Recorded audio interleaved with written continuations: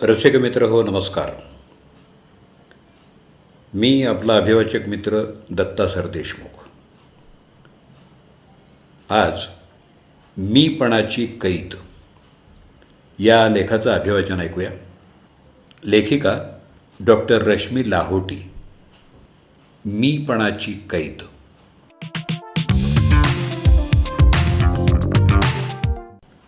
मित्र हो, आईवडिलांविषयीचे विविध लेख ऐकून वाचून आपण नेहमीच भावूक होतो. त्यात काही चुकीचंही नाही आहे आणि असं होणं पुष्कळदा अगदी स्वाभाविकच असतं. त्यांचा त्याग, त्यांचं समर्पण, आपण त्यांचे ऋणी असल्याच्या काव्यरचना किंवा आपल्या कातडीचे जोडे करून त्यांच्या पायात घातले तरी त्यांचे उपकार फिटणार नाहीत, अशी वाक्य वारंवार ऐकण्यात येतात, वाचण्यात येतात. बरोबर आहे ते. आंब्याच्या झाडाची आणि लहान मुलाची एक रूपकात्मक गोष्ट आहे.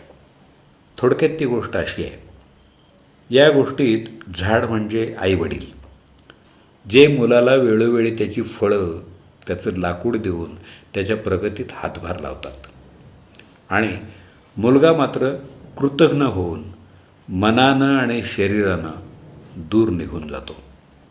इकडं झाड मुलाच्या विरहानं दिवसेंदिवस वाळत जातं आणि मुलाला स्वतःच्या आयुष्याच्या संध्याकाळची चाहूल लागल्यानंतर तो परत झाडाकडे येतो. शेवटी दोघंही आनंदी होतात. मित्र हो, अशा प्रकारच्या फॅमिली ग्रुपमधून फिरणाऱ्या कथा काय सांगतात? आपण सगळेच या निसर्गचक्राच्या वेगवेगळ्या अवस्थांमधून जात असतो आणि ते जाणं अटळही आहे. प्रत्येक अवस्थेत आपली मतं भिन्न असणारच.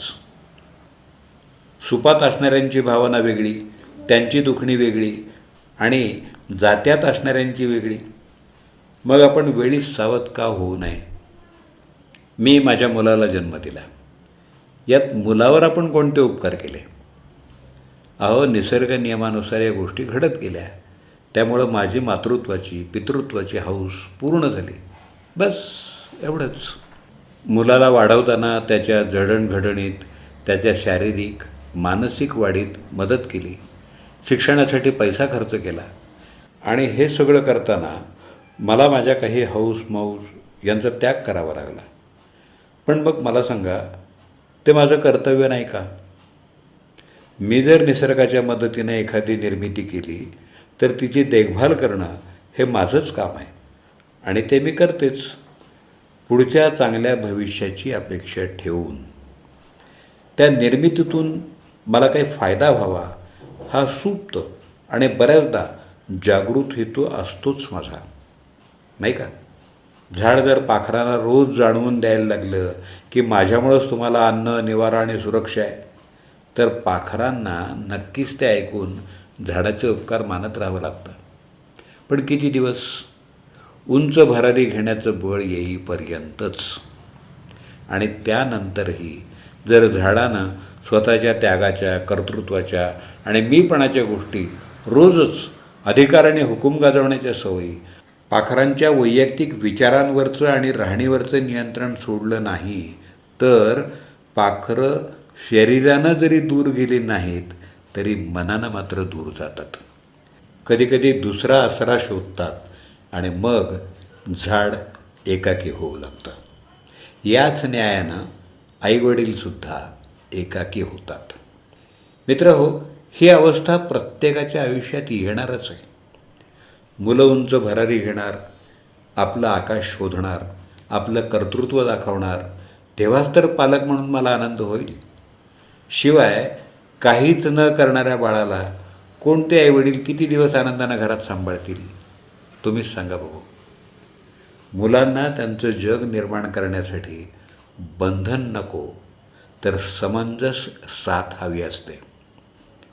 पण आपण पालक बनता बनता कधी त्यांचे मालक बनतो ते आपल्यालाही समजत नाही.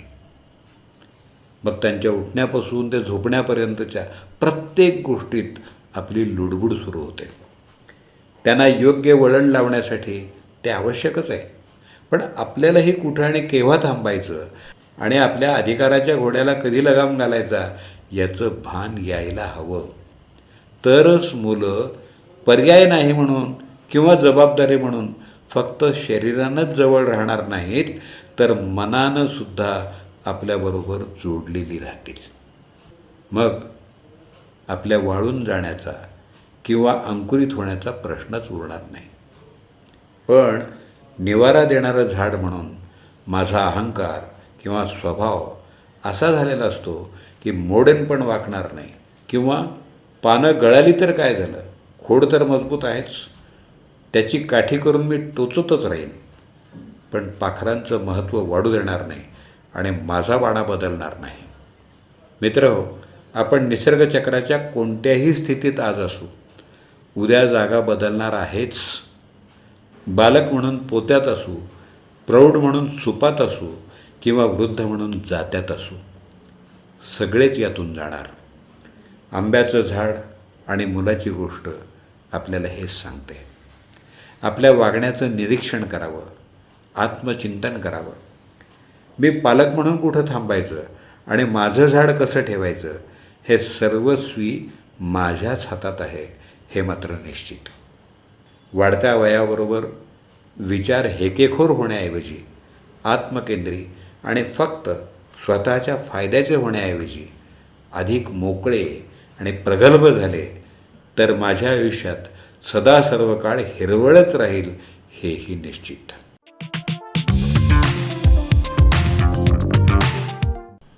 मीपणाची कैद या लेखाचं अभिवाचन आपण ऐकलं. लेखिका डॉक्टर रश्मी लाहोटी.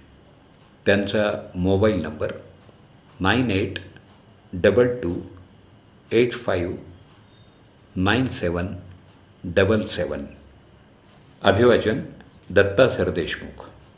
आपल्या प्रतिक्रिया आणि अभिप्रायांच्या प्रतीक्षेत माझा व्हॉट्सअप नंबर 8329730186.